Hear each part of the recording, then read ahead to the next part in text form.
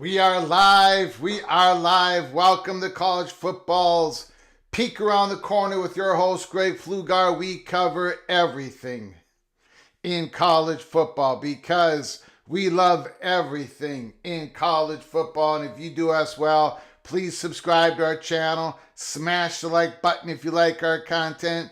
Share the video with your family and friends if you want to support this rebel outpost, the home for the college football sickos. With a donation, help us keep the lights on and grow the channel. Hit that $sign where you make a comment, and I'll get to your super chat as quick as I possibly can. Welcome everybody into the studio that sits on the corner, the very corner of Keith Jackson Parkway and Kurt Gowdy Avenue. Do not be afraid.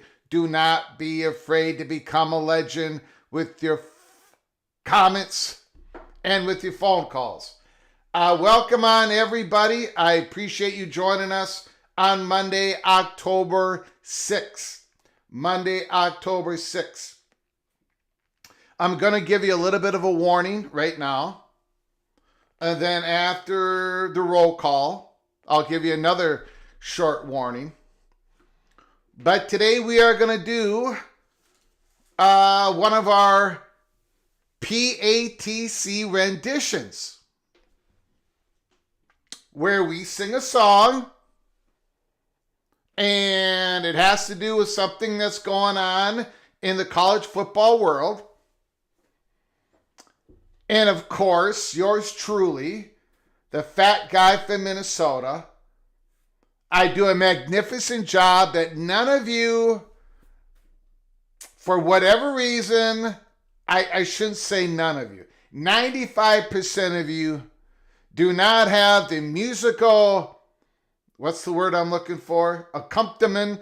You don't have the musical intelligence. You don't have the musical IQ to fully enjoy the PATC renditions. So because of that, because it's one of the most unpopular segments that we do, one of the most unpopular segments that we do on the most unpopular national college football YouTube channel, I'm going to give you a little warning to leave the room, hit the mute button, get the pets out, get them outside. We are today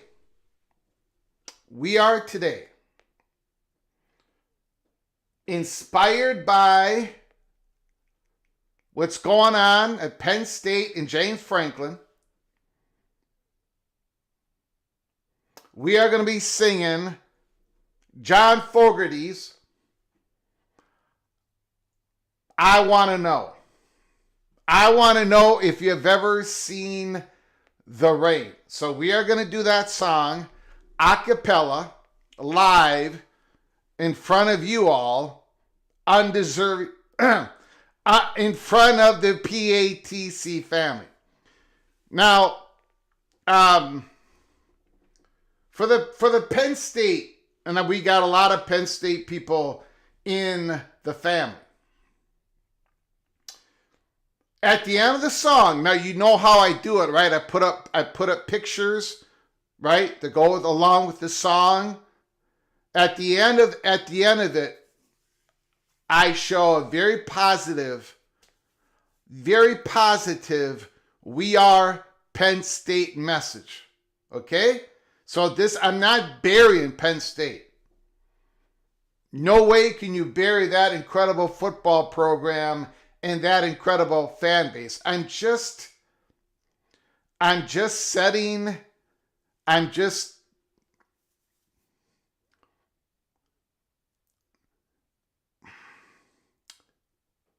There's a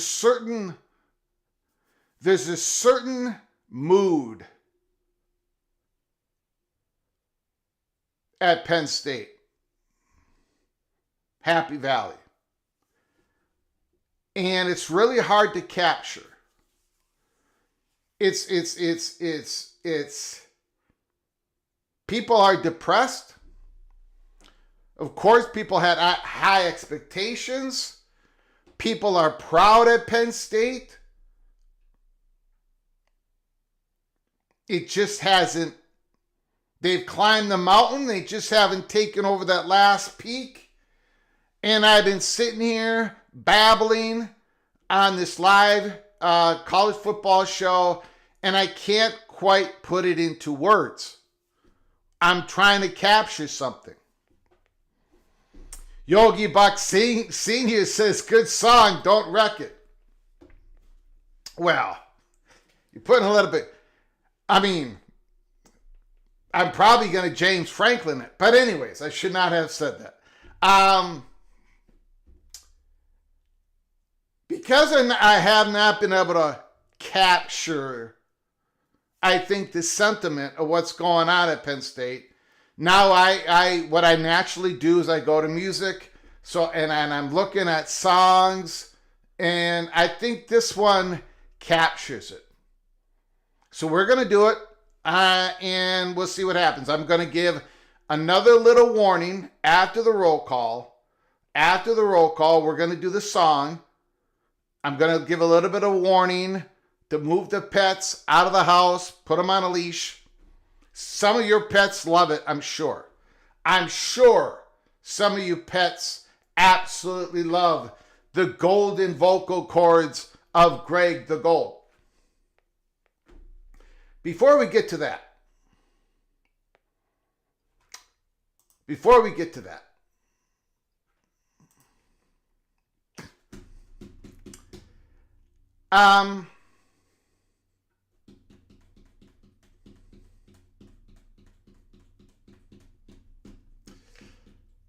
Bob Husley, I'm looking forward to the future belly aching about being left out of the 2014 playoff by some loser 6-loss SEC and Big Ten program moaning about how unfair the selection process is. I have not touched this subject for at least a month because I was getting everybody so upset in the PATC family. But I'm going to come back to it. I'm going to come back to it because I'm all riled up. Everyone's looking for answers. Everyone's looking for answers, right? We got the SCORE Act. We got the SAFE Act. We got Cody Campbell's Act. We've got the Big Ten looking, possibly doing a private equity. By the way, we got a little bit more information, a touch more information on the private equity situation. If you missed our show yesterday, first of all, shame on you because it was a really good show. It wasn't one of my usual mail-it-in shows. This was a good show yesterday. If you missed it, shame on you. But I'll go back a little bit. I'll go back into it.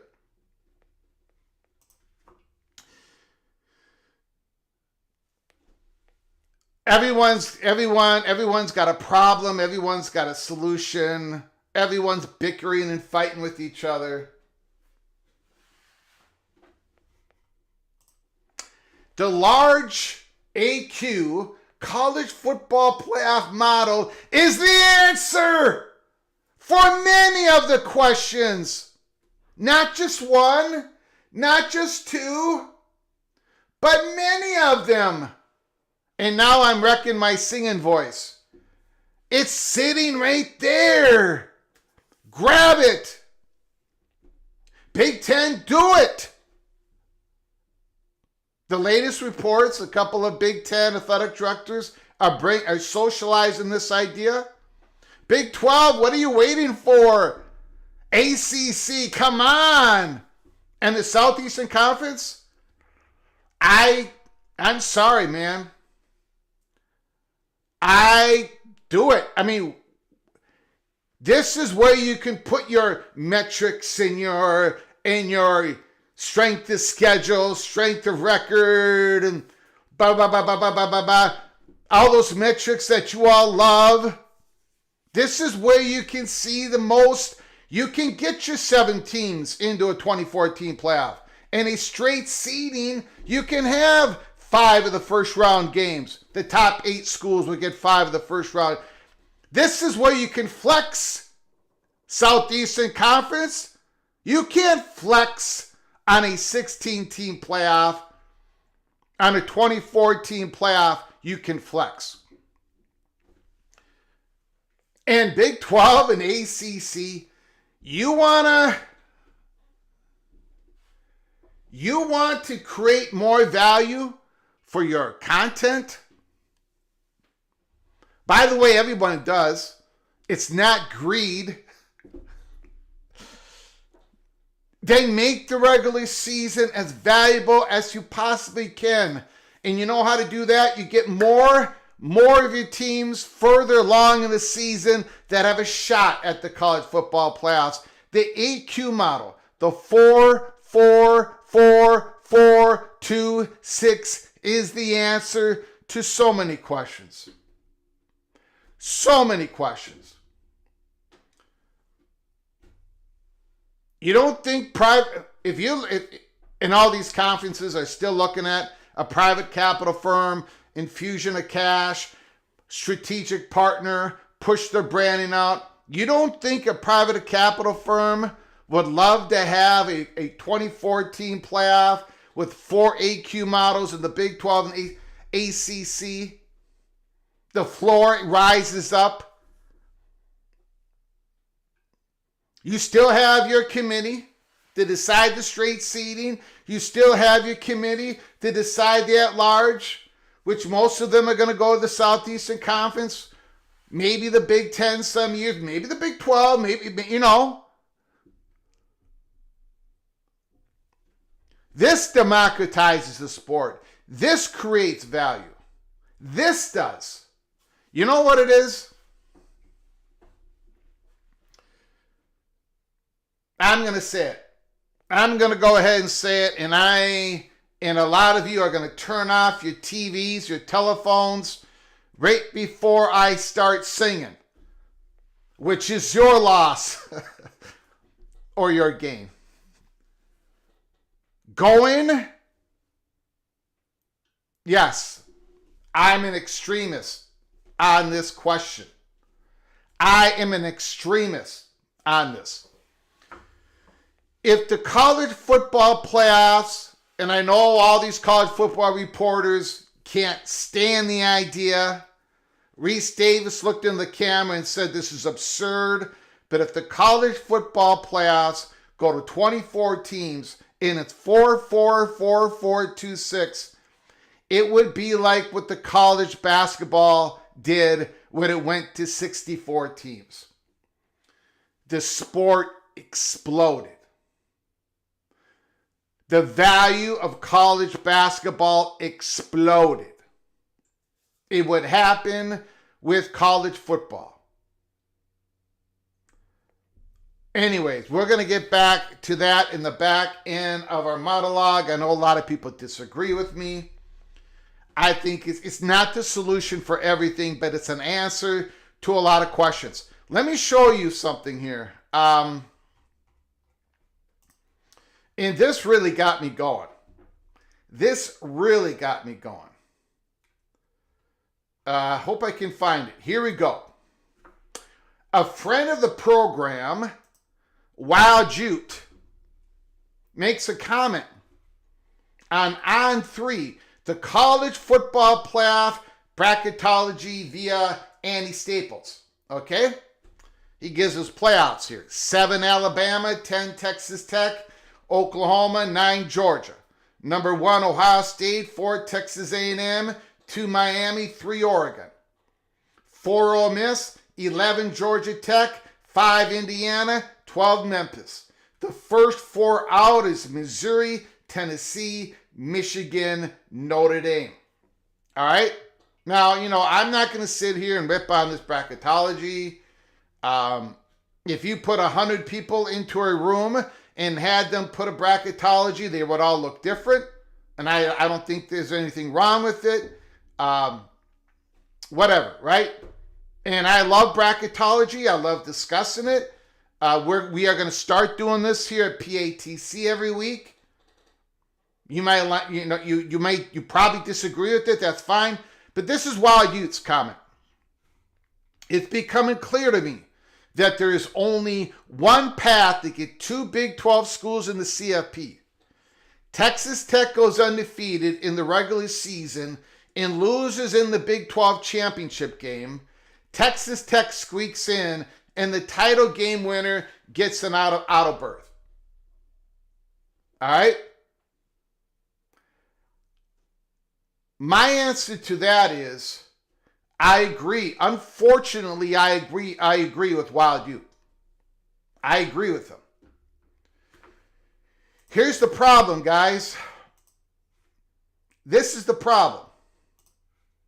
And again, I am going to sit here and I am going to rally around the Big 12 flag, rally around the ACC flag, but yet I'm anti-Big 12 and ACC. But it goes with the territory. Look at the Big 12 conference. Look at it. Don't close your eyes. Don't look away. Look at it. Look at it. Already in week 7, we're sitting here going, geez, how do we get 2 Big 12 schools into this? How can we... That should not... And Wild Youth's absolutely correct. But that should not be the storyline in 2025 in the Big 12. It's ridiculous. Ladies and gentlemen, this is a new era of college football. We've got NIL. We got the transfer portal. We got more 4 or 5 stars being spread around a little bit. BYU Cougars are having a phenomenal season. They look really good with a true freshman quarterback. The Red Raiders have been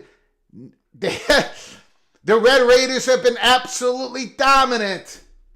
The Arizona State Sun Devils won a close game. They're trying to get their sea legs again. But they're Cincinnati Bearcats. You see what they did. So Iowa State finally slipped up. Cincinnati. Even Kansas should not be out of this. TCU should not be out of this. And they're not. But the point is when you look at those standings and all those teams, the storyline should be who is going to get in the top 4 of the Big 12? Who is going to get those AQs? And by the way, if you finish first in the Big 12 or second, you've got a better chance of getting a first round bye and a second round home game on your campus. Home game on your campus. Oh, and by the way, if you don't finish in the top 8 of the straight seeding, if you go 9 through 16, okay, you gotta play that first round game, but you're gonna have a home campus game in the first round if you're 9 through 16. So further up, higher on the Big 12 standings, the better.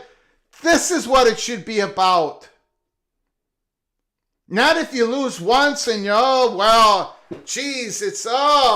we can't, we're not going to be able to get ahead of a 9-3 Notre Dame or a 10-2 anybody in the Southeastern Conference. 10-2 anybody in the Big Ten. This is ridiculous. I'm sorry, I'm pissing everybody off, but this is so dumb. The answer is right in front of us. I hope, all I can say is I hope to God,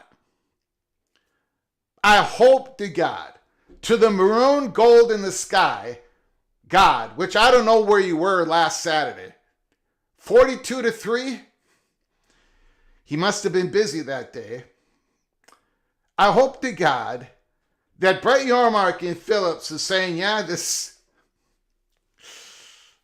is it, baby. This is it. Let's do this thing. And they lean on the Southeastern Conference. And it gets done. I know so many people disagree with me, and that's fine. Put it in the chat room, put in the phone call. But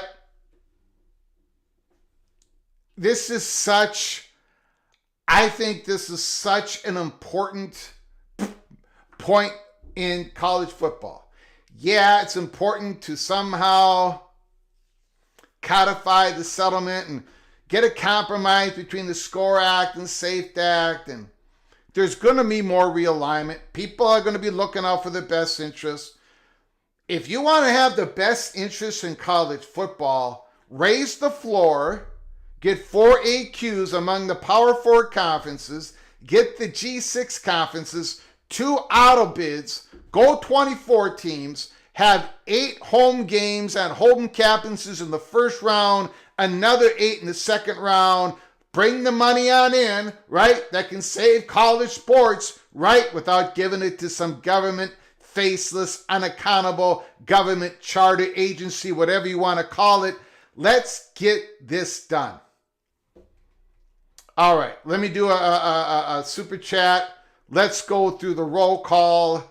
We've got a lot, and I got to sing a song. I have to sing a song. So get ready, buckle up, brace for impact. Ricky Tungate does it again. 5 gifted memberships. Joseph Lindley, Adrian Archer, Andrew, Adam Antoberos, and Ray. Buckeye Ray. The Buckeyes just crushed my Gophers. Ray. You were all given a gifted membership by Ricky Tungate. When you get an opportunity, please say thank you to Ricky for his generosity. Ricky, thank you so much, Mr. Hoosier. I appreciate it so very much. All of you are knighted officially. Cloak, and Dagger. Cloak and Dagger. Kenneth Maynard. We've got Kenneth Maynard, the Pirates. The Pirates.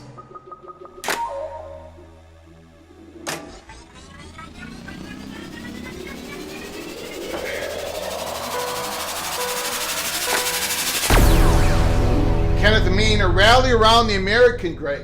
2 ranked teams and 2 more that are unbeaten too. Pernetti get on board along with the ACC and the Big 12. I'm rallying around the American. Absolutely I am. And by the way, in this 24-team college football playoff format with a 4-4-4-4-2-6, it doesn't mean there's only 2. It doesn't mean there's only 2 Power 6 teams that go to the playoffs, because you have the at-large. You can get a third in there. 4-4-4-4-2-6 doesn't just mean that there's only going to be 4 ACC or only 4 Big 10 or only 4 Big 12. It's a floor. And that floor is going to create so much more value to your regular season.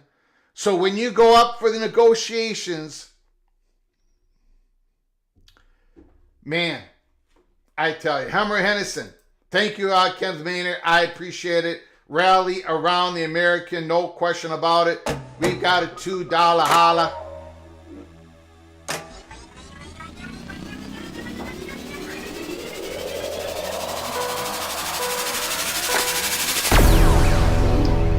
Is Alabama ranking valid given the loss to Florida State?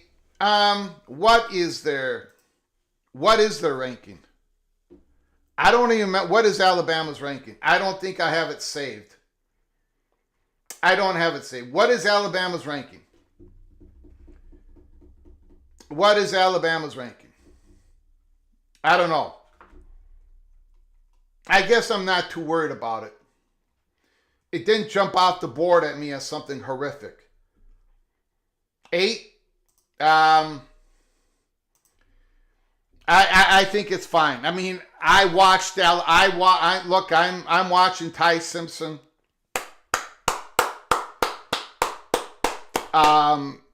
He looks.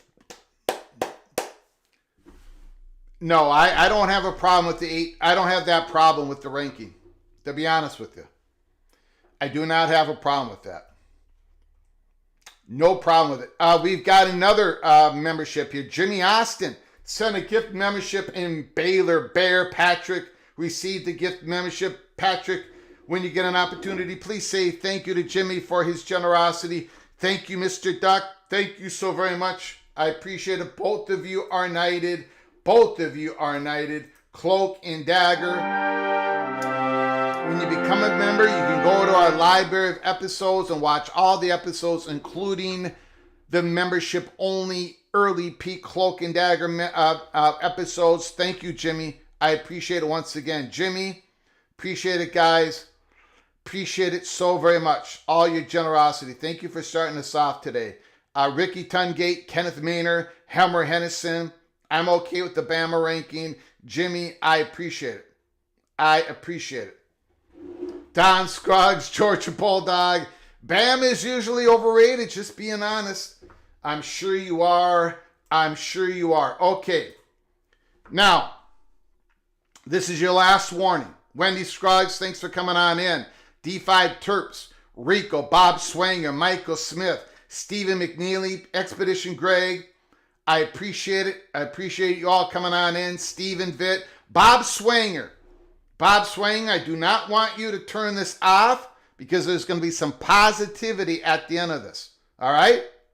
Penn State, there's some positivity at the end of this. The Walking Geek, Dante's Inferno Purgatory. He's the only person who actually wants me to sing. Jose is in the house. Appreciate it. Florida Man, AMAC, Christopher Hooter. A lot of people coming on. And Kenneth Stromness. Okay, here we go. I try to capture. Phone is going on mute. Very intelligent, Robert Tarno. Or you're going to be missing an experience of a lifetime. It could go either way. You might be saving yourself some heartache by putting this on mute, or you might be missing something that you could compare to a Simon and Garfunkel singing a concert, open concert in New York City. One or the other. One or the other. Here we go. PATC rendition. Pop Swanger, please don't disappoint me. We're going to do the best we can. It's going to be a little bit of a sadness in the song, but at the end, Mr. Swanger, at the end, just give it a chance. Give it a chance. John Fogerty, I want to know.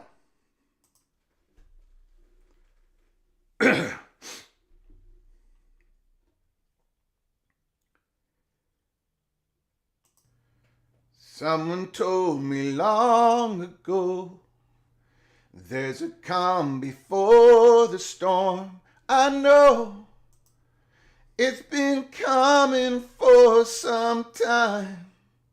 When it's over, so they say, it'll rain a sunny day. I know, shining down like wonder. I want to know, have you ever seen the rain? I want to know, have you ever seen the rain? Coming down on a Sunday day, yesterdays and days before. Sun is cold and rain is hard. I know it's been that way for all my time. Till forever on it goes, through the circle fast and slow. I know it can't stop, I wonder. I want to know, have you ever seen the rain? I want to know, have you ever seen the rain? Coming down on a sunny day. I want to know, have you ever seen the rain? I want to know, have you ever seen the rain? Coming down on a sunny day.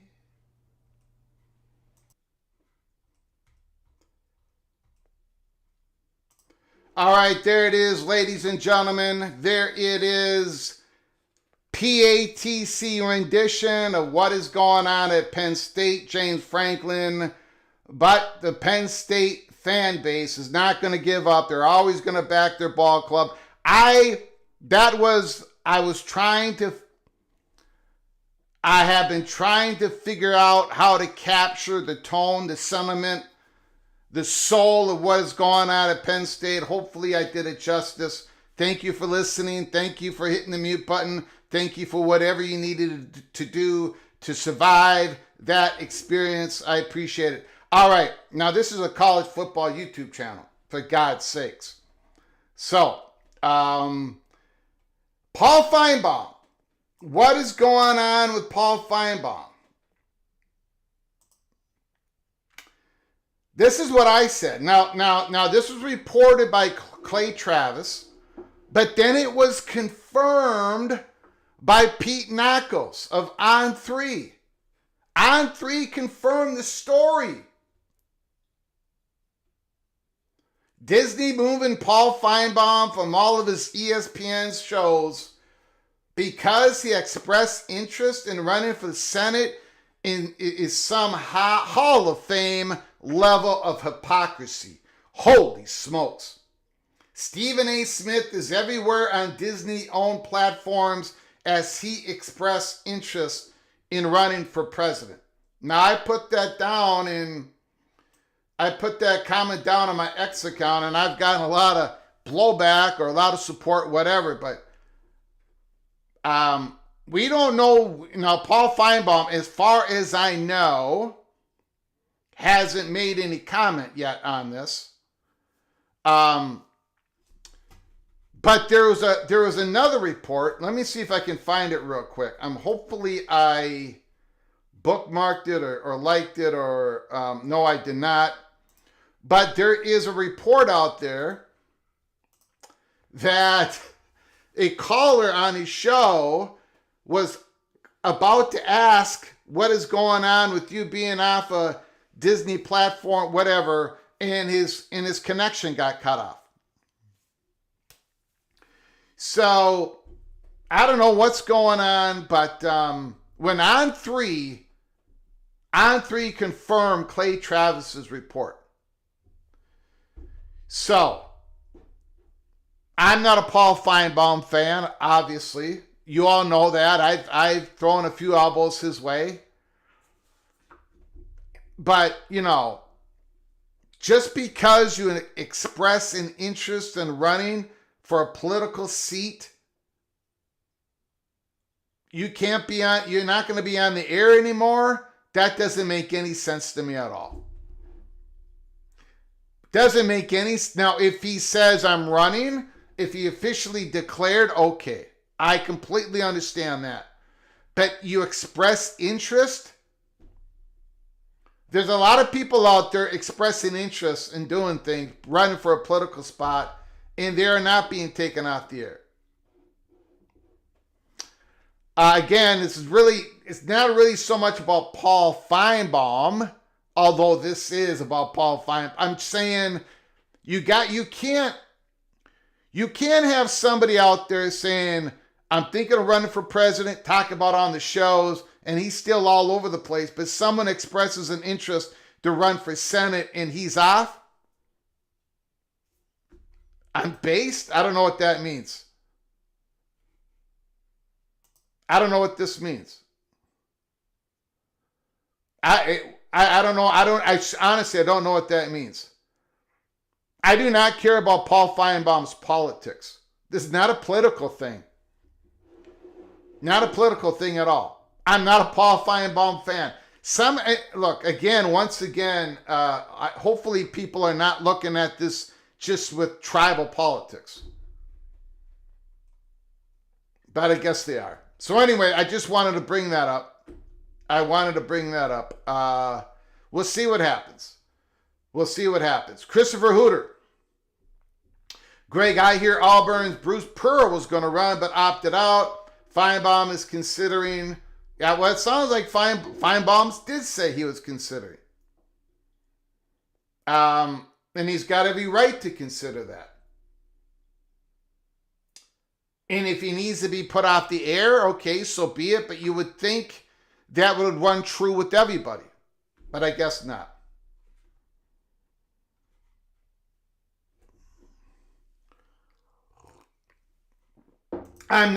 This is not a political commentary. I'm not making a political commentary. This is about, I think it's, if this story turns out to be true, I think it's about a whole lot of hypocrisy. I'm just pointing that out. All right. And of course, there is a caveat. Unless there's something in the contract of Paul Feinbaum when he signed his $1 million contract that says, I shall not be on the air if I'm considering running for politics or something like that. Okay. But other than that, a lot of hypocrisy. Okay. All right. So that's that story. We don't have to spend any more time on it, but it's all over the place. I want to talk about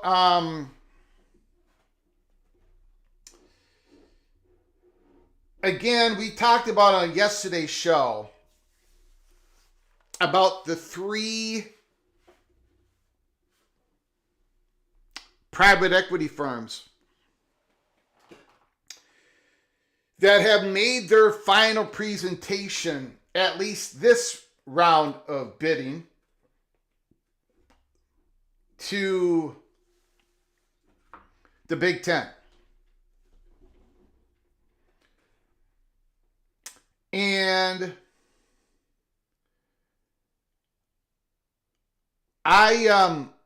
so I did this yesterday's show, and I see this is getting picked up by other YouTube channels and other websites.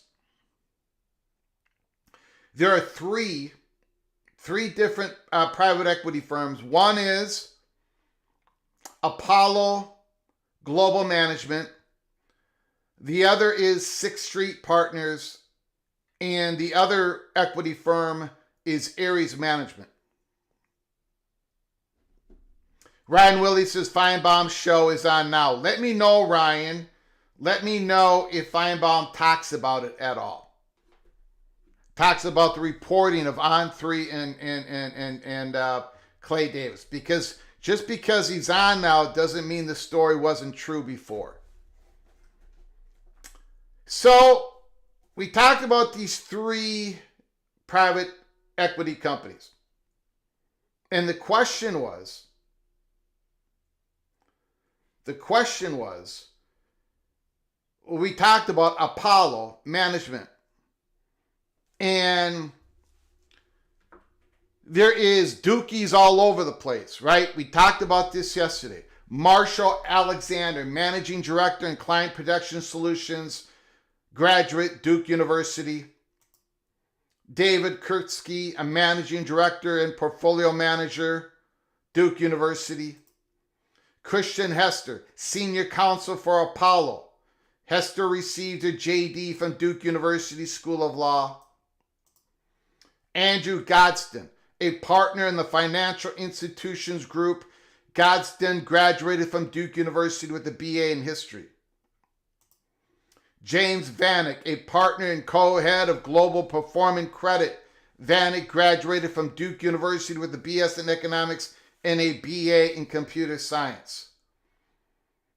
Anton Munfa, partner and deputy global head of private equity. Graduate of Duke University. He joined Apollo in 2008 and is responsible for overseeing the private equity business across all regions. Pretty important leadership spot.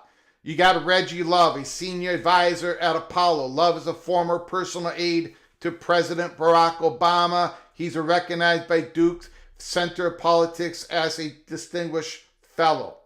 And then the most important person in leadership of Apollo Management Group is James C. Zelter. Apollo's president graduated with a degree in economics from Duke University.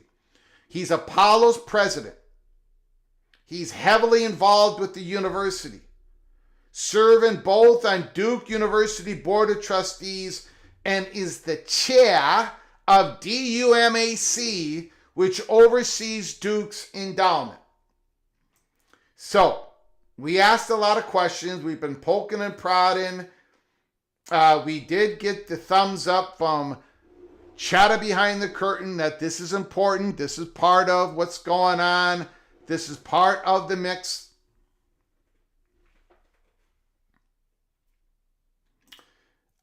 Duke's money has been on a full court press and Go Black 45, and we've been reporting that for months here at Peek Around the Corner.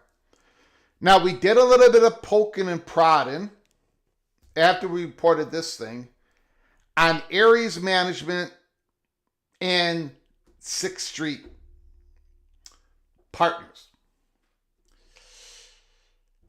The Ares Management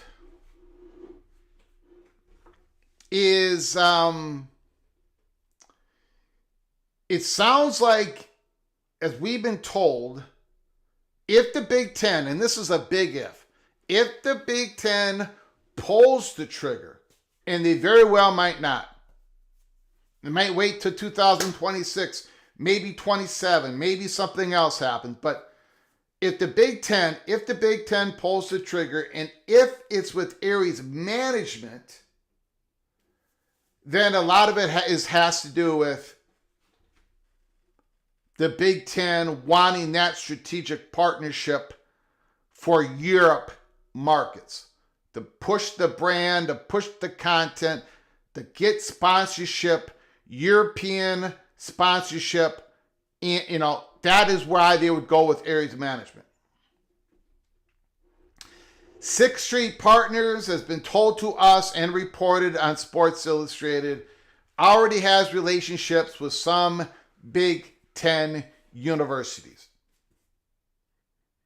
So in other words, there really isn't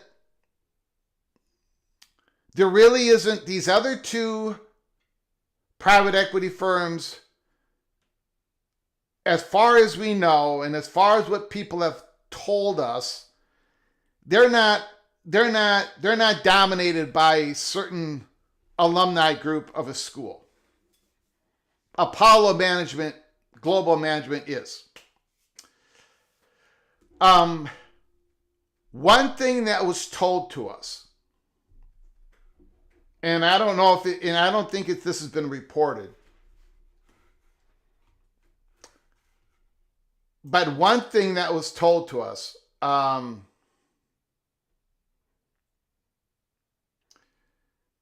thank you, Kerry Gold Nose, for the super chat, $2 Hada. Good W Rock and Rant. Seminole is saying good win to a hurricane, all class. Kerry Gold Nose, all class. Thank you for the super chat. Thank you, sir. Appreciate your for your generosity. One of the things that we were told, this has not been reported yet. Well, let me back up. A couple of the public reports, there is a wordage difference between, and I don't have examples for you. I apologize. I should have gotten the examples. Maybe I'll do that tomorrow. But we think this is important. Some of the reporting, I know NBC, I don't quite know where the dividing line is here. Some of the public reporting has said that this private capital deal with these private equity firms is could be up to $2 billion.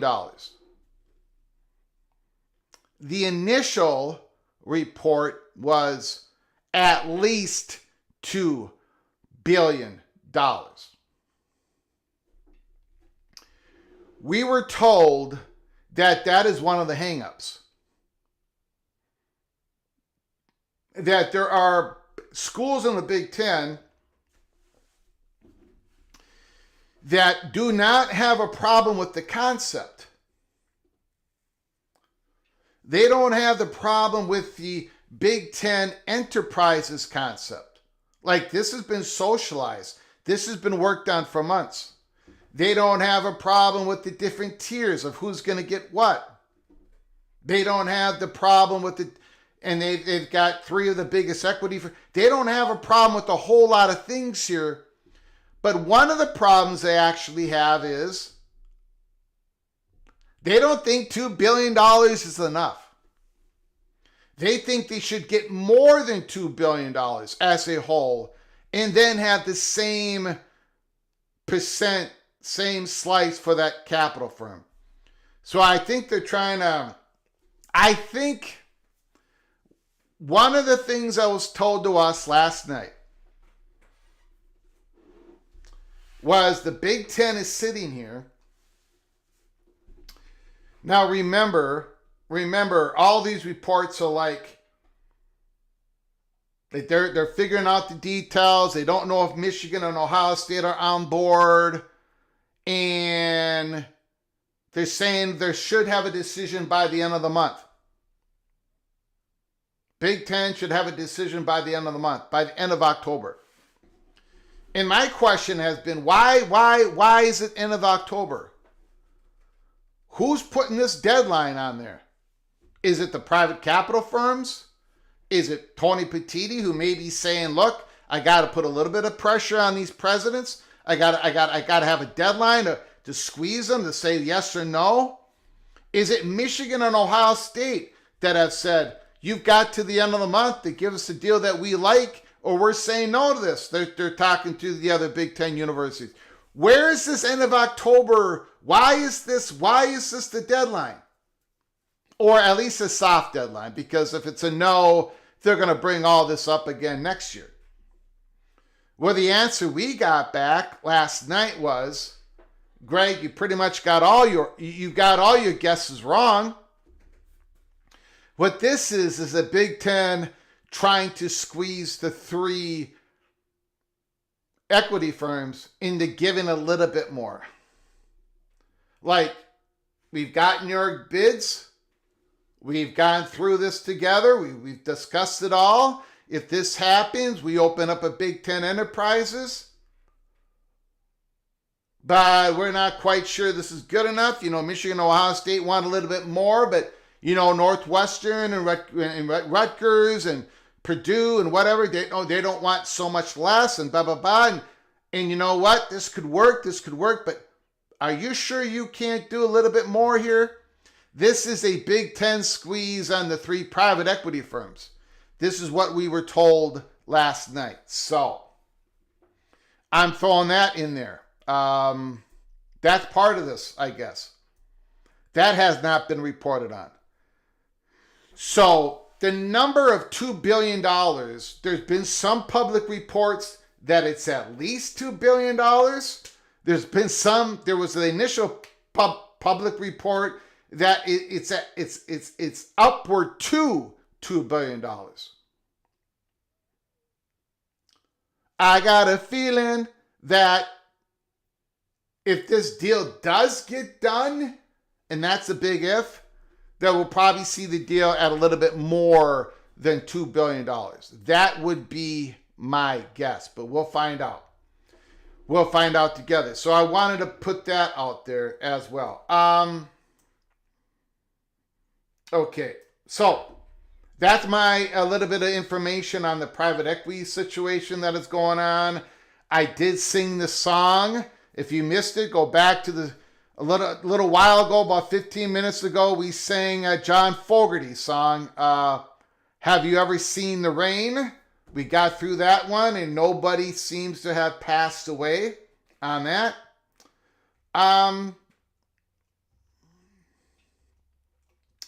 Okay, let's get into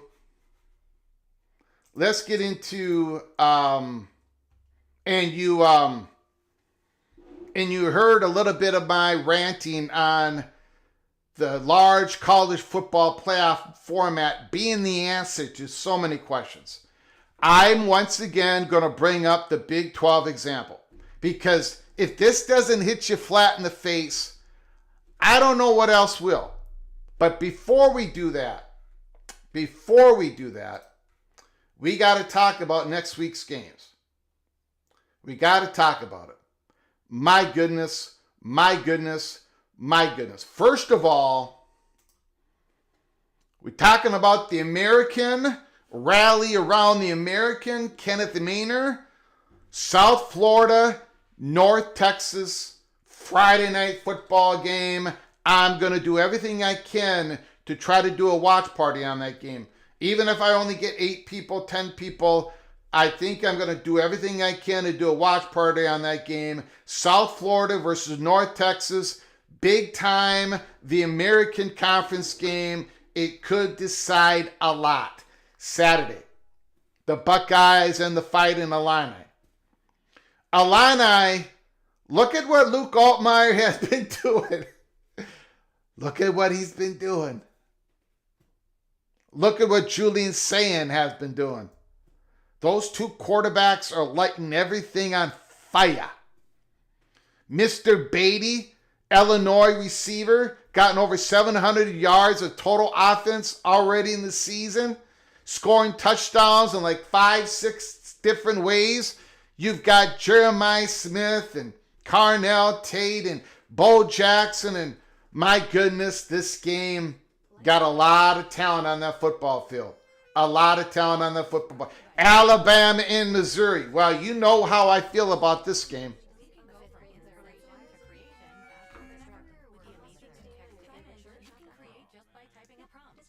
What is that noise that I'm getting?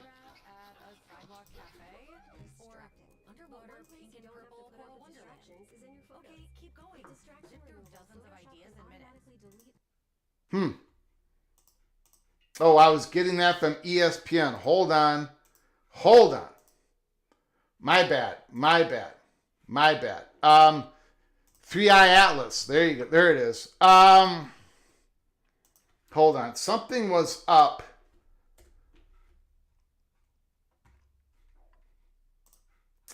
I'll go through this a little bit quicker. I want to get to phone calls. I want you guys to talk about this week's games, whatever on your mind.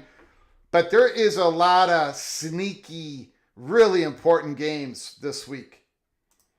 Missouri and Alabama, you know how I feel about Missouri. I have them in the playoffs. I do not have Alabama in the playoffs. This is the game. This is the game at Missouri. This is the moment. Eli Drinkwitz, Bo Pibula, Ahmed Hardy. This is the moment. Columbia, Missouri has got to be on fire for this football game. On ABC, noon Eastern time. Buckeyes, Illinois, Crimson Tide, Tigers.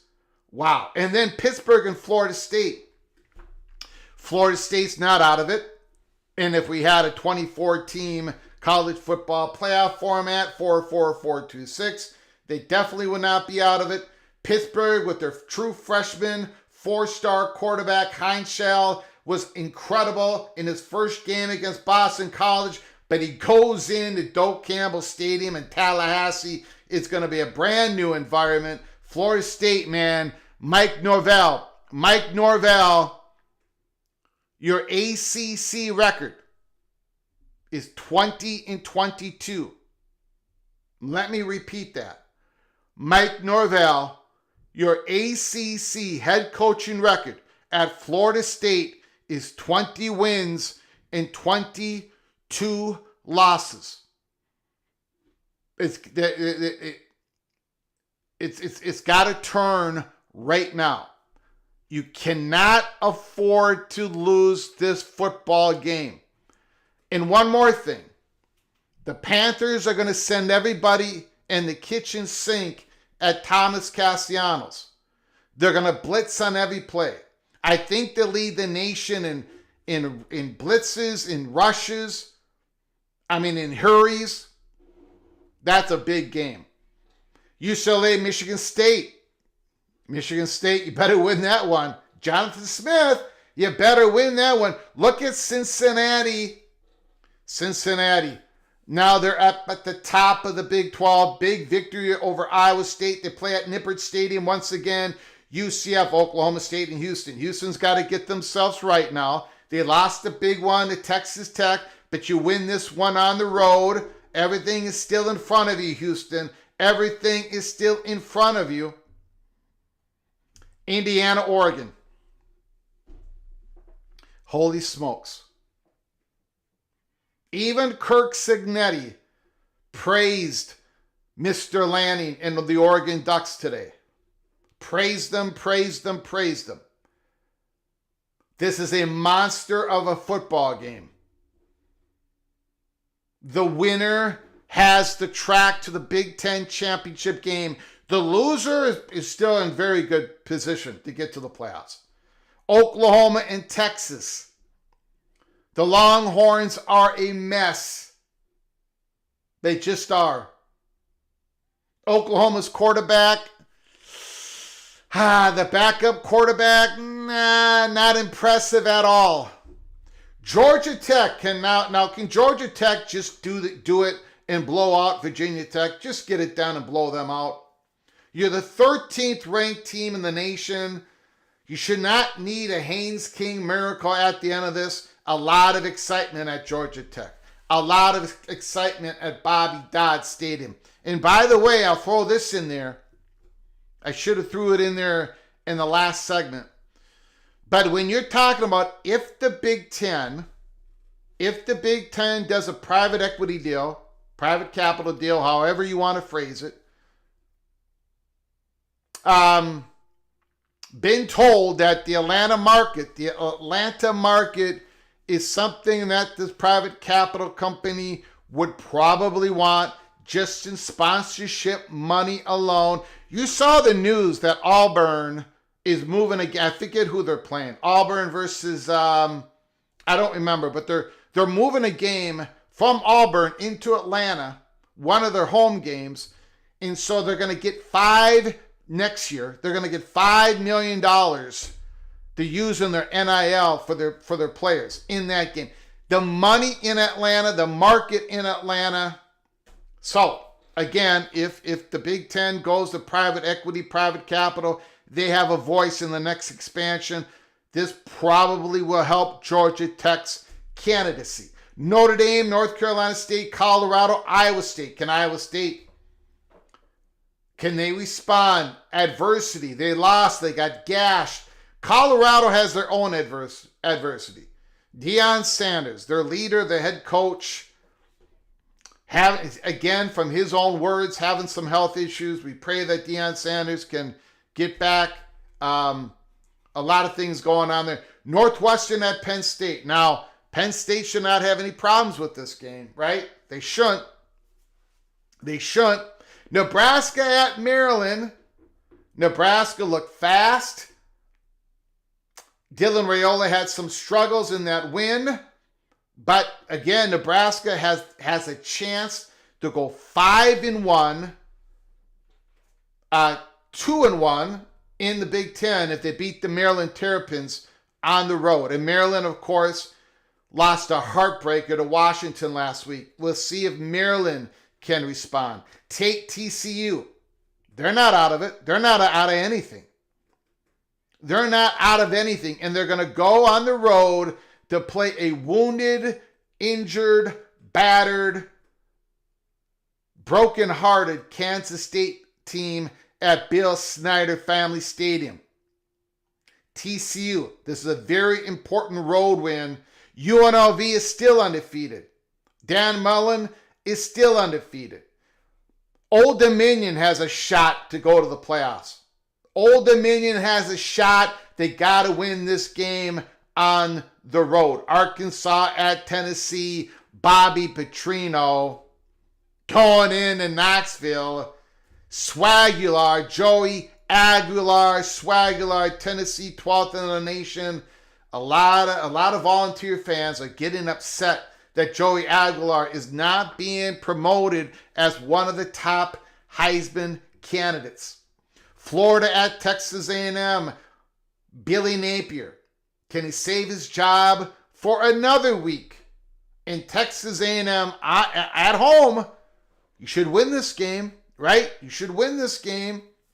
One thing I would worry about if I was the Aggies, Marcel Reed is going to have to get rid of the football because the Gators' front seven is legit. Absolutely legit. You saw that game. You saw them against Texas. They mauled that Texas offensive line. Marcel Reed, you got to get rid of that football. You can't run on the Gators. You're going to have to get rid of that football. Iowa at Wisconsin. The Luke Fickell watch continues. It sounds like Gronowski might play this game against the Badgers. Kansas at Texas Tech. Texas Tech Red Raiders look completely dominant. The front seven, you're talking about legit. The front seven is elite. Elite, legit. Tougher than hell. And Rodriguez is the leader, and he's the linebacker, the sensational linebacker, who's accumulated over 5 million tackles in his career. The Red Raiders, and can Kansas pull off an upset? You know what, Rock Chalk Jayhawk? I don't think so. Prove me wrong, Rock Chalk. Prove me wrong, but I think Texas Tech is on a run, and I don't think they're stopping anytime soon. Georgia at Auburn. Gunnar Stockton, Jackson Arnold. There's going to be a lot of quarterback running in this game. A lot of quarterback design runs in this game. I think it's going to be low scoring. ABC, 7:30 Eastern Time, Michigan at USC. Woo! That is two completely different squads on that. If you combine those two teams, if you combine USC and Michigan, that would be some sort of roster. You take USC's talent at receiver in other places, in Michigan and other places on defense, that would be one hell of a football team. Purdue at Minnesota, Clemson, Boston College, BYU at Arizona. Can Bear Bachmeier win another road game? Arizona, Noah Fafita won some awards this week for his incredible play. South Carolina at LSU. It's time to right the ship, LSU Tigers. It's time to score some points. Because I think South Carolina is going to score some points on you. LSU, it's time to score the football. Arizona State at Utah. This is what we would call, back in the day, an elimination game. The winner will continue on, a chance to get to the Big 12 championship, a chance to get to the college football playoffs. The loser is most likely eliminated, and they should not be eliminated. But in this day and age, they are going to be eliminated. Arizona State at Utah. Those are the games. Now, there is a lot of great games on that schedule. A lot of great games on that schedule. Gunnar Stockton is a front runner for the Heisman this year. Intelligent men are saying we will go through our Heisman watch list tomorrow, going into week 7, and our hot seat list tomorrow, going into week 7. No Miami versus South Carolina, 2026 or 27. That is correct, Derek Marie, because conferences are going in, the ACC and the Southeastern Conference are going to 9 conference games. Going to 9 conference games.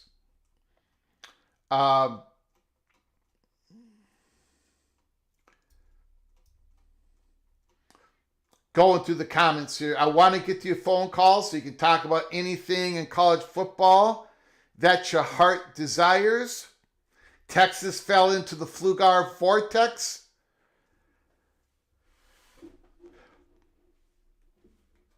Ad rates are not totally dependent on eyeballs, Yogi Buck. They're not totally dependent on eyeballs. They are not.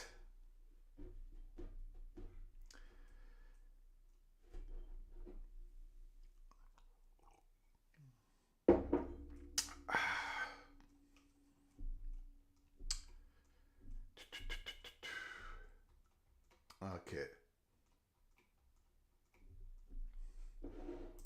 No way Illinois defeats the Ohio State Buckeyes. Probably won't be competitive.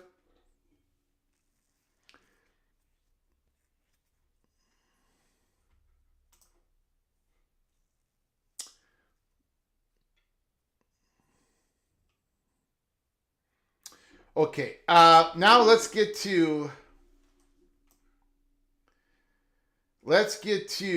what the title of the show is all about. Large AQ CFP model is the answer for many questions.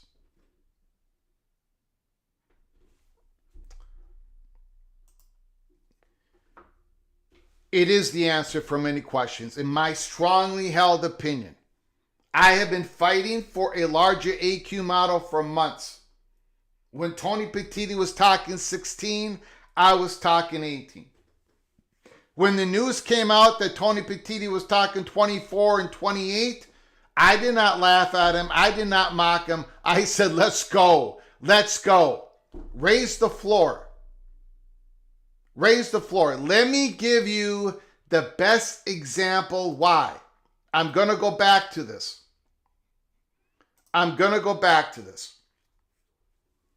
The Big 12 is the best example of why we need to go to a 4-4-4-2 plus 6. Right now, as Wild Youth said on X, and I showed that earlier, and other people are saying the same thing, Everyone's trying to figure out, how does the Big 12 get 2 schools into the playoffs? Well, let's see. Texas Tech, if they win all their games and then they lose in the championship game, though maybe that's the one way to get 2 Big 12 schools in the playoffs. That is what we're talking about going into week 7. We should not be talking like that. I know why we're talking like that. I get it. But we shouldn't be. We should be talking about the Big 12 conference race. We should be talking about who can get the number 1 spot, who can get the number 2 spot, who can get the number 3 spot, who can get the number 4 spot. That's who we should be talking about. We should be talking about who in the Big 12 can qualify, possibly qualify for that first round bye. Or who in the Big 12 at the end of the season can possibly qualify for a first round home campus game. And then beyond the 4 out of AQs, we should be talking about who in the Big 12 could possibly get in that large spot out of the 6 at-large spots that are going to be out there. Each conference game, or almost every conference game, should be of utmost importance as the season goes on. We should not be talking about an Arizona State-Utah game this weekend being an elimination game. No, we should be talking about how if Arizona State wins, they're 3-0 and they're in really good position to get a top 4 AQ bid. They're not there yet, but they're looking good. Or if Utah wins, they're going to be up there as a possible 4 AQ, but neither team with a loss should be eliminated.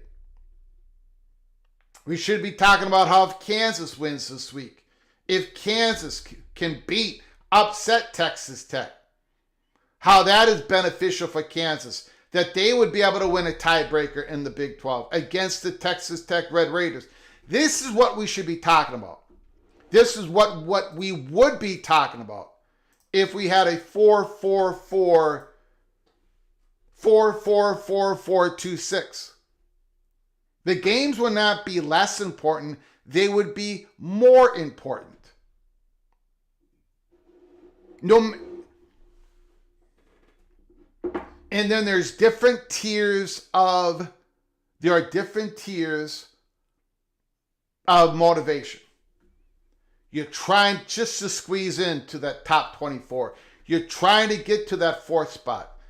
Right after your second conference loss, there still might be a pathway to get to that 4th spot.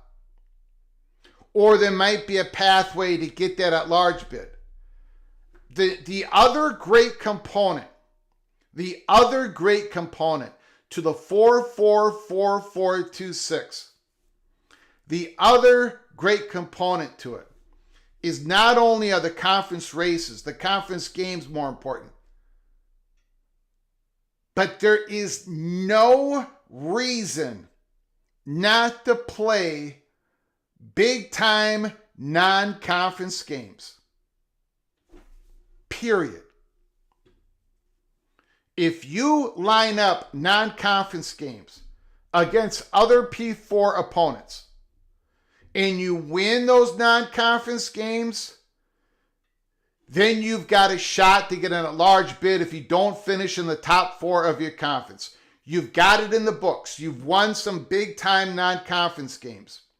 But if you lose a big-time non-conference game, you still have a second bite of the apple. You have your conference race. So avoiding big non-conference games is a detriment to your team's ability to make the playoffs because it does not help you to avoid big-time non-conference games.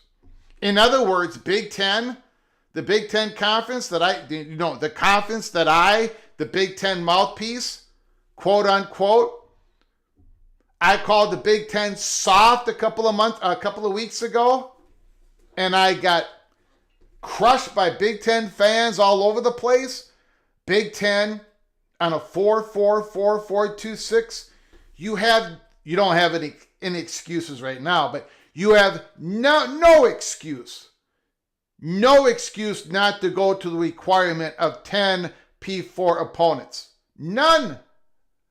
You're only hurting yourself to play 3 games against FCS, a combination of FCS, G6 teams.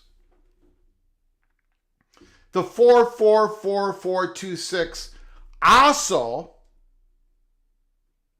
and this may be the most important part of this, besides democratizing the sport, exposing the sport to more fan bases, besides all those great intangibles, and getting more money into the players' pockets, a whole lot of other things. But the most, in my opinion, one of the greatest arguments for 4-4-4-4-2-6, and I think there's a lot of great ones, is it gives, it allows a team to get the rewards of getting better as the season goes on. It opens up the door for a late run for a team in the conference race to get that 4th spot, to get that 3rd spot, to maybe even get a large bid. But a team that stumbles early because their starting quarterback was out for a game or two. If Oklahoma, let's say, loses to Texas because of John Mateer, it still allows him to get healthy and at the end of the season still squeak in there and qualify. It allows a team to actually get better and a benefit for it. Less teams are eliminated early in the season. So it allows for motivation to keep players playing, to keep coaches coaching, and most importantly, to keep the fans tuned in to the sport that we love. That is my argument. The 4-4-4-4-2-6 solves a lot of issues. A lot of them.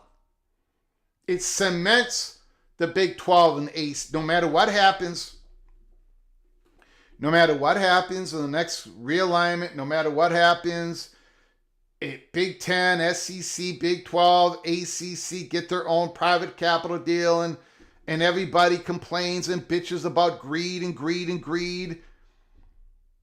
It cements the conferences. They have a governance that's 65% shared ruling over college sports, and this cements their floor. This is their floor, not their ceiling. 4-4-4-4-2-6. I think it is the clear answer to a whole lot of problems.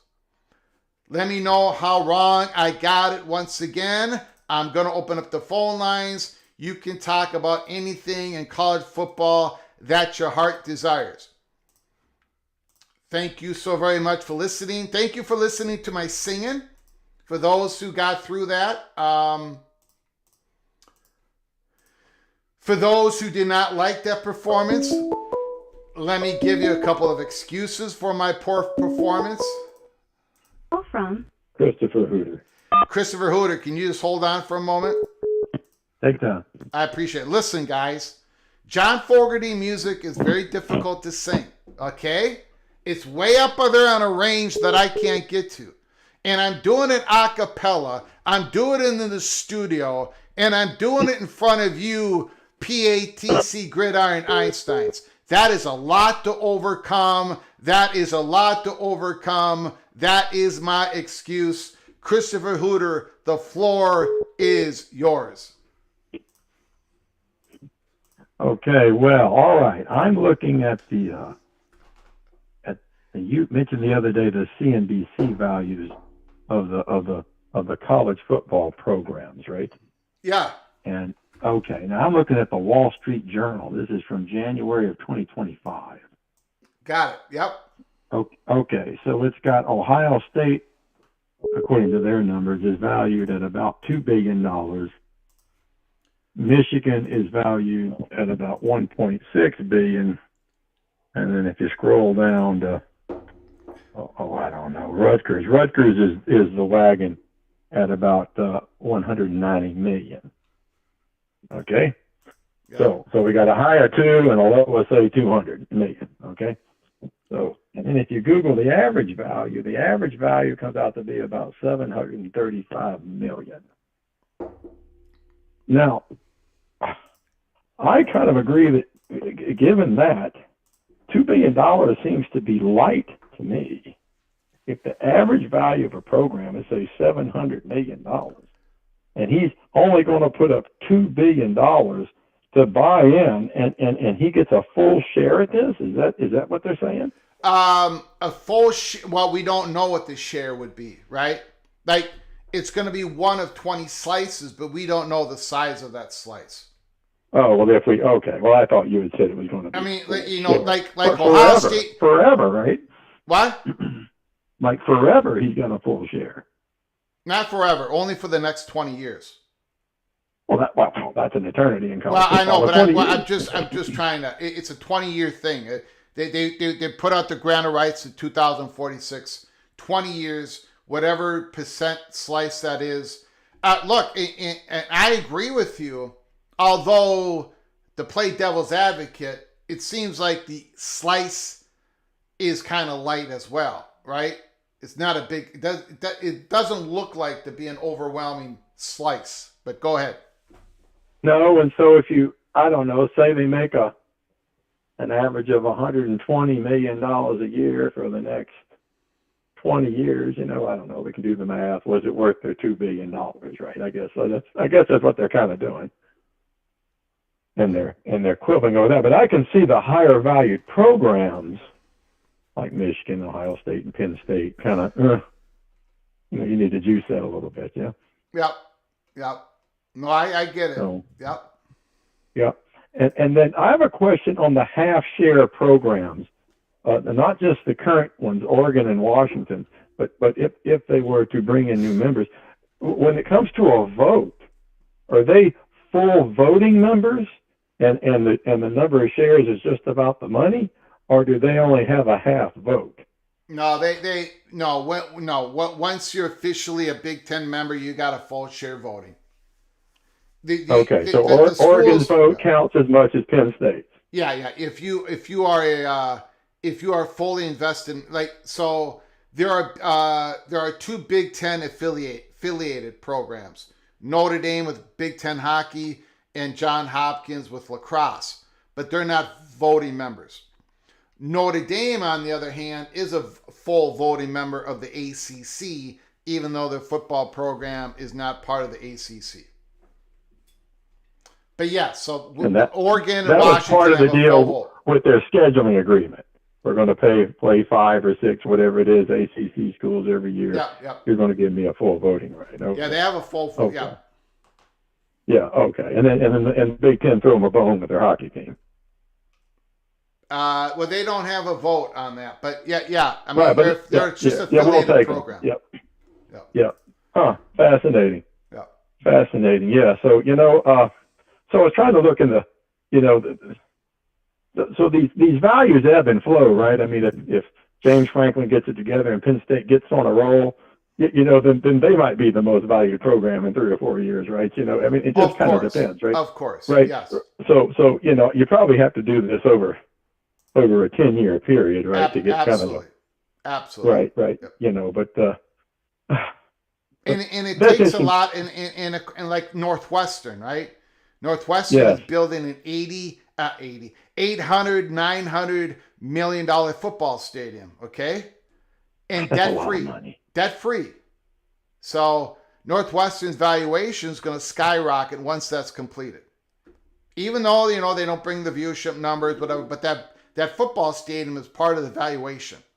All these things are. So, but anyways, go on. Now, that seems like a lot of money. I remember when Jerry Jones built the new Cowboy Stadium. I mean, this has been a while now, but wasn't that like $1 billion? I mean, that was a lot. Yeah, but you got it.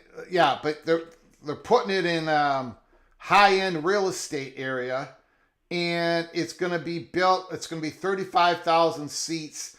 Every seat's going to be premium, And the way they're building that thing is like the fans are going to be looking straight down in the football field. It's going to be like a theater. Wow. So it's going to be different. It's probably going to be fun. I'm very happy for Northwestern and for those who go and travel and get a ticket, because the old Ryan's Field was a miserable experience for traveling fans. But this is going to be, this is probably going to be an incredible experience for anyone who wants to go and watch a game there. There you go. It's always something, ain't it? Always something. Yep. Okay, sorry, man, I got to take a jab. Go ahead. Again, the college football 24 model, your 24 model, I know you're all fired up about this. I'm all fired up, baby. I'm all fired up. I know, and you're a 4x4, you're a 4, and whatever comes after that. But again, if the SEC and the Big expand, which you think they're going to do, I do too, they're going to expand at the expense of the ACC and maybe the Big 12, and then they're going to backfill with small programs from the G6. And then are you really going to be able to justify 4 once that happens? Great question. And if they build the 4-4-4-4-6-2, they'll probably build a somewhat of an adjustment on it for material realignment. But it won't be like it's not going to be. It's a great question. I don't think the floor would be completely ripped out from the autonomy conferences, though. Look, no matter what really happens, for the next so many years, the autonomy 4 conferences have agreed on this governance, and they all have equal say in this governance. And that's how it's going to remain no matter what happens with realignment. So they all have equal say, even though the Big Ten and the SEC are making all the money. Well, they're not making all the. Okay, there's 2 separate things here. There's the College Football Playoff LLC, and then there's the governance rules for a whole lot of other things. The four power conferences have an equal say in the 6, and those 4 combined have 65% of the vote, because there's a lot of other institutions that are in Division I athletics. They have an equal say, and that's going to remain for many years, no matter what happens with realignment. So that's already set. So there may be realignment. There's going to be realignment.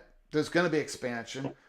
And I know people are going to say, Greg, you are so naive, but I think Sankey and Petiti and even Yormark to a certain degree, I mean, they built this governance structures to let everybody knows there's going to be more than just 2 conferences running the ship here, no matter what happens. When it comes to the College Football Playoffs LLC, the Big Ten and the SEC have more of the power, and they get more of the distribution money. But the governance, when we're like the portal, for example, Christopher, where do we put the portal? Well, the Big 12 and the ACC and the SEC agreed in the month of January. The Big 10 disagreed, but they wanted it in April. But the Big 12, SEC, and ACC all agreed with each other, and they got enough support from the other football conferences that they're going to get it passed. It's going to happen sometime in January. That's how this governance structure works. No matter how big and powerful the Big Ten gets, they need other votes to get other things done. So that's how it is. But the college football playoff is where the SEC and the Big Ten have all the machismo. Yeah. Okay. Well, all right. Well, hey, just wanted to call, man. Good clarification. I appreciate that clarification on those other 2, okay? Appreciate Enjoying it, the program, buddy. Thank you. Yeah.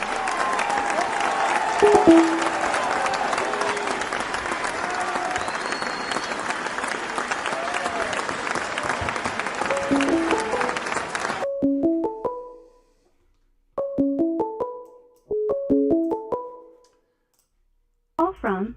AZ Buckeye. AZ Buckeye, thanks for calling, sir. I appreciate it. The floor is yours. Hey, thanks, Greg. Valiant effort Saturday evening. yeah. I wouldn't call it that. Well, I mean, they did try. I mean, obviously, Yeah. the PJ Fleck team is going to try. They're outmanned at every position. So, yeah. That's all right. Question. Well, Yep. no comment. What's to prevent, so looking at the NFL or college football coaches, they've got these escalator or options on their contract to say, well, I want to be the highest paid coach, and if somebody else gets more, I get X% above that. Yeah. What's to prevent this private equity? You know, everybody's afraid of going first. What's to prevent them from putting something in like that to say, well, here's what we get, but if the SEC gets this per school, we want to be X amount over that. So your favorite nations clause is what you're talking about. Yeah. Yeah. Yeah. And maybe they will do that. Or I don't know how private equity looks at that, though. You know, Yeah. You know, I don't know. I don't know. I don't know if that's possible. Maybe that's something they're trying to negotiate. It's a great question. I have no idea. No idea. Okay. Second thought. So I know in the past we've said ESPN has an advantage over Fox for ACC schools. Here's the question. If these schools, if this P2 is so limited, I don't understand why Fox wouldn't put all the money possible into it. Think about like an NFL franchises. It's so limited. Everybody wants to be an owner, but there's only 32 whatever Yep. spots. I don't know. They'll do anything they could do to get an NFL franchise. Why wouldn't the media companies look at it the same way? Even with the pro rata that ESPN has, why wouldn't Fox say, "Hey, this is a once in a lifetime shot to get Florida State, whatever"? Like, where's the advantage come in? Like, why wouldn't Fox look at it that way? I'm sorry. I don't understand the question. Well, why is it that ESPN has an advantage? Oh, Out taking the politics out of it, just the money, just money. why do they have the advantage in striking first, you're saying? Yeah.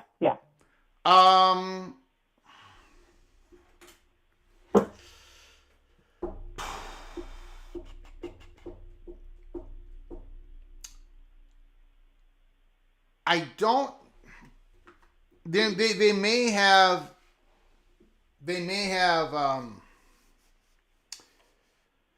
have a small advantage in striking first, and I think I've talked about it before. But the thing, it gets back to the Big Ten. I don't think the Big Ten is now that it could change, but I don't think the Big Ten has been ready to move on expansion. First of all, because of all these things that are going on, right? But all that being even, if all that went away, all these issues went away, I think the Big Ten is really looking at, we're going after our top target first, and we got to know what's going to happen with that, because that's how it always works. You don't move off your top target. You go after your top, like North Carolina and Virginia had been the Big Ten's top target before, and they could not get them. So then they moved to Rutgers and Maryland. So this is their top targets now. I don't think they're going to get them again, but I could be wrong. Everybody that I talked to could be wrong. The advantage that I think the Southeastern Conference has could be wrong. I don't think it is. So I don't think the Big Ten is going to really move until it's either Notre Dame or North Carolina that moves first.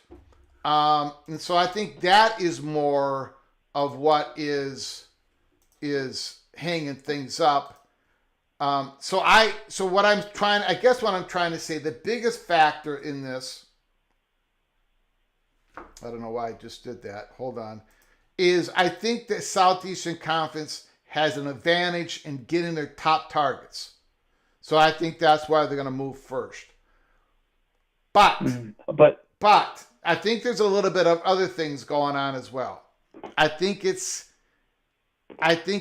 easier for ESPN to get their top targets. They've made moves at North Carolina. They've made moves at Virginia. Boots on the ground, so to speak. Board of Visitors have changed quite a bit at the University of Virginia. And I think they've got the advantage. And I think they got the advantage if they want Clemson and Florida State. Because I think those two schools would choose the SEC over the Big Ten. So I think there's relationship advantages, geographic advantages, political advantages. So all that adds up. I think the SEC has the advantage in striking first. But if North Carolina calls up tomorrow and Notre Dame says, we want in Big Ten, then I think the Big Ten will act. But there's one caveat to this. This whole thing by the end of October, if one of these deals actually happen, I'm going to have to reevaluate everything. So let me have that. Let me have that outlet. Let me have that out. Okay. Let me have that exit hatch, because that might change things. Okay. Yeah. So, but like the thing in the past where we said, well, they may be less willing to give money because they've got to make up all the half shares first, and it costs more because you got to make those equal. See, to me, that wouldn't matter because, like I said, you're going for once in a lifetime properties. They'll become part of your network. They're so intertwined with your network that they're not going anywhere once you get them. So, anyway. Yeah. All right. Thanks for the call. Appreciate it. Thanks for the call, sir. Great call. Excelente. Excelente.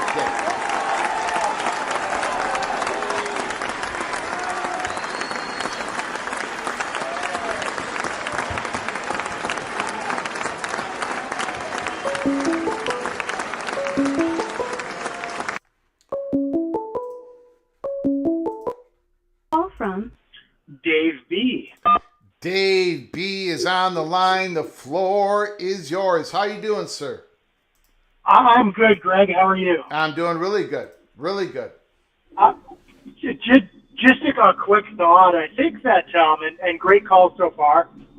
Thanks, Christopher. It's actually his call that got me thinking. I think some of those articles like the Wall Street Journal that put a value on each of the programs, I mean, there's no way that can actually be cashed out. A lot of the value is with your conference. Like, it's not like a public or private company where you can issue stocks or sell the company and cash out. It's not even like a prized baseball card where you have that Honus Wagner baseball card. Maybe you can take it to your card shop and get a tenth of what it's listed at, or sell it on eBay for a higher proportion.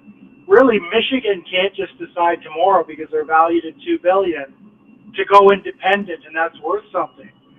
Part of that is beating up on all the other teams except the Golden Gophers.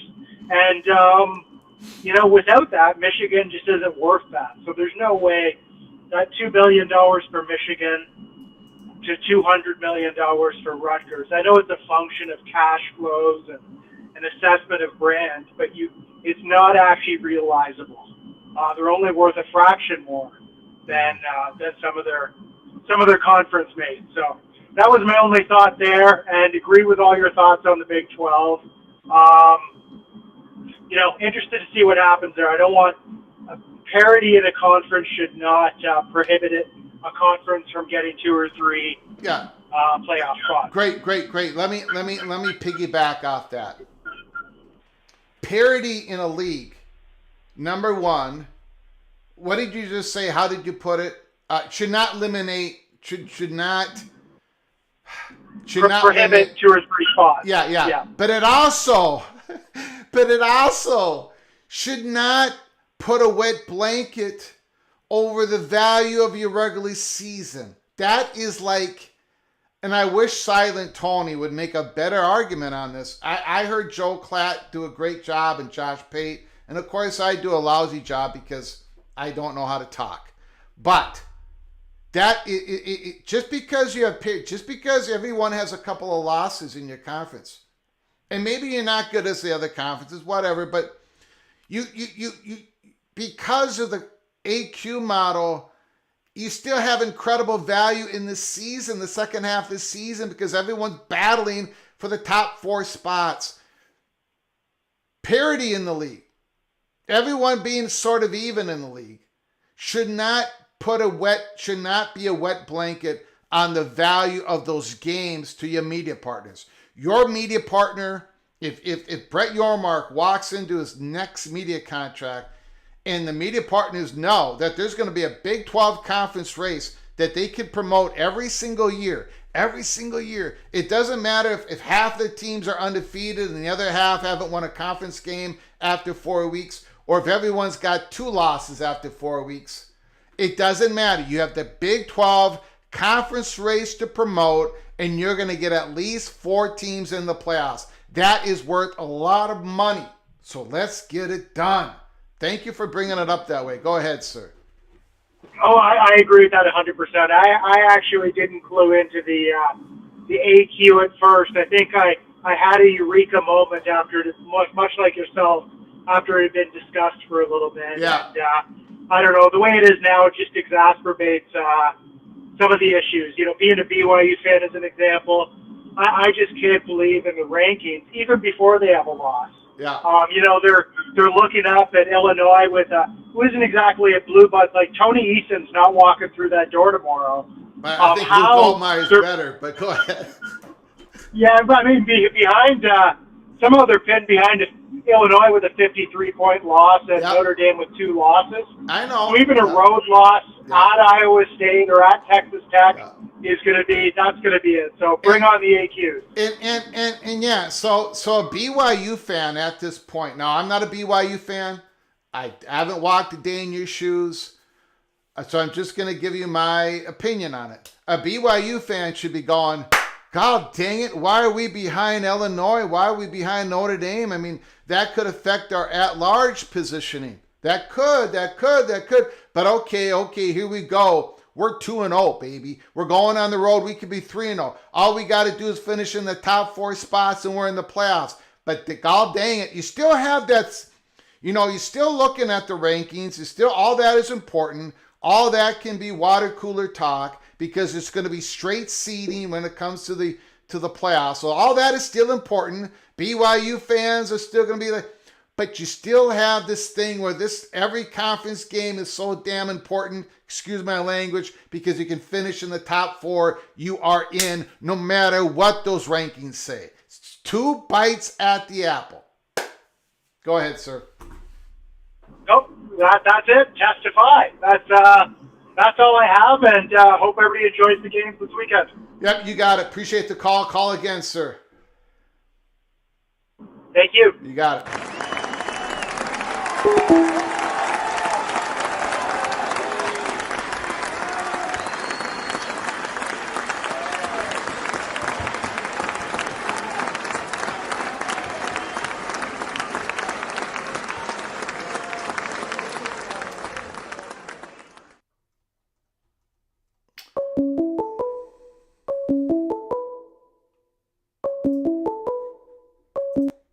Call from Tristan Fibes. Tristan 5, the floor is yours. Thanks for calling, sir. I appreciate it. Hey, Greg. Thanks for taking my call. Listen, I wanted to talk about Penn State. Yes. Man, that game, that was just a gut punch right there. Yes, it was. I've been having a hard time figuring out how to encapsulate the mood and what happens. And I don't know if you heard it, but at the beginning of this program, I sang a PATC rendition of John Fogerty. Have you ever seen the rain? So we did a song on that live here at PATC early in the program to try to capture what it must be like at Penn State right now. Yeah, no, I did hear it, and that's probably as good of a song as any to capture the mood. Yeah. You know, the thing about that game that's strange to me is that, Franklin, people complain about and I've complained about his inability to win a big game against an elite opponent. But, man, the way he's hung on so long and the way he's gotten the team this far along is that he always won the games he was supposed to win. And this is very much a departure from that. Yes, it is. Yep. So what are your thoughts on, or do you have any thoughts or comments on the idea that possibly like traveling west for 3 time zones may have affected their performance? How do you feel about that? If it does, they're going to have to try to make the adjustments. You're going to have to, Minnesota, the Golden Gophers, who lost to Penn State by 1 point at home last year, went to UCLA and beat UCLA last year at the Rose Bowl. So it didn't affect. But Penn State's a lot farther away than Minnesota. I don't know. I maybe they have to come in earlier, but it's not going to change. I mean, this ain't going to go away. Now there may be a time in the Big Ten's future if they go to 24 teams and they have 4 divisions of 6 teams, and those 6 teams out west are in the Pacific or mountain or in the mountain time zone. And 5 of those 9 conference games are going to be playing at least within your time zone or one over. Maybe that will nullify some of this stuff. But overall, you're still going to be traveling nationwide in the Big Ten. So you're going to have to figure out a way to get through it. Yep. Yeah, that's true. So listen, also I want to make a quick comment or give you a prediction about Alabama, Missouri. I'm saying that Alabama is the best team in the SEC right now. Mm-hmm. And I'm going to say that in that game, I'm going to give you a score that Alabama's going to win by a score of 27-20. That's my pick for this Alabama-Missouri game. 27-20? Alabama. I am going 30-20 Missouri. How about them apples? How about them apples, baby? There you go. There you go. Well, hey, listen, you know what? Kalen DeBoer doesn't even have the team fully constructed in what he would want, and you can see it feels like they've turned the corner. Mm-hmm. And they've got all those 4- and 5-star athletes that were left over from the Saban years. So, man, they really might be becoming the next best thing to a Saban team. Yeah, all I can say to Alabama people, Alabama Crimson Tide. All I'm saying is this. I've been dragged to gold the last 2 weeks. This last week I was 7-3. And you better believe, Christian 5. You better believe, Alabama. You better believe the people in the PATC. You know I'm going to be taking Missouri over Alabama. I don't care what the line is. Ahmed Hardy is going to be running for 165 yards against the Crimson Tide, and Bo Pibula is going to be running for another 73 yards. How do you like that, Christian 5? How do you like that? Here we go. Missouri Tigers, this is it. I'm not going to argue with that, but I will point out that Georgia did run all over Alabama, and they still lost. Yeah. Okay. Yeah, they did. Yep. So Alabama knows how to take a punch, Greg. Yeah. And but hey, listen, you know what? Maybe they'll capitalize a lot better than Georgia did. Georgia had the fumble. Kirby bypassed a field goal when he had a chance. So there were some opportunities they didn't take or they didn't capitalize on. Maybe Missouri does a better job, but I'm liking Alabama more every week. The more I see what they're able to do. So. I don't see anyone, and just to reiterate, Greg, the whole SEC is down. I mean, gosh, Texas is terrible. And is history repeating itself here where Florida's coach is saving his job yet again? I don't know. Yeah. I mean, if the team plays this way the rest of the way they played against Texas, how do you let them go? Yeah, I honestly think it's going to take a miracle for Billy Napier not to get fired. I think they're going to look for anything now. I don't think unless he runs the table, I don't think you can save it this time. Yeah. Okay. Well, you We'll know what? see. You're probably right about that. Yeah. The fan base is frustrated with the terrible beginnings of Yeah. seasons. But I'll say this: if Penn State goes in a different direction with a head coach, and then Florida does too, I hope one of those two schools is able to land Gruden. Man, I'm all in for the entertainment value of Yeah, that. it would be entertaining. It would be. Those press conferences would be entertaining. Absolutely. Yep. Yeah, I would love to see that. Hey, listen, Greg, I'll let you go. You keep up the good I work. appreciate it. Thank you so very much. Thank you All very right, much. take care. Appreciate it.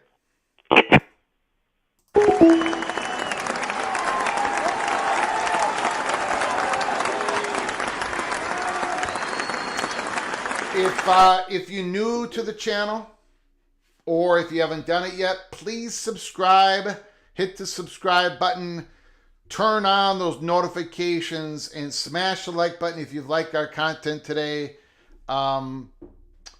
If you haven't liked our content today, mainly because of my singing earlier in the show, hit the thumbs down button. If you hit the thumbs down button, that also helps us with the algorithm here at YouTube. So please smash the like button, subscribe to our channel, turn on the notifications. I want to thank those who have donated to our program to help us keep the lights on here. Ricky Tungate, Kenneth Maynard, Helmer Hennison, Jimmy Austin, Christopher Hooter, and Carrie Gold Knowles. I want to thank you all so very kind. Thank you for your generosity. I very much appreciate it. Thank you so very much. So we had a live show here, and we talked about the schedule. So tomorrow we are going to be looking at the games. We're going to be picking against the spread. And one of those games is going to be Alabama and Missouri. There's a lot of great football games. Indiana, Oregon, Illinois, Ohio. There's all over the place. South Florida and North Texas Friday night. That's going to be one of the picks that we are going to be picking. So we are going to look at those games, and we are going to follow all the breaking news in college football, because I got a feeling that more is coming on the way. This October is looking to be crazy. Absolutely crazy. So please stick with us here at Peek Around the Corner as we do our job to give you the best peek around the corner in college football that there is. Until next time, from all of us at PATC to all of you, please you all take great care of each other. And as always, God, family, Golden Gopher.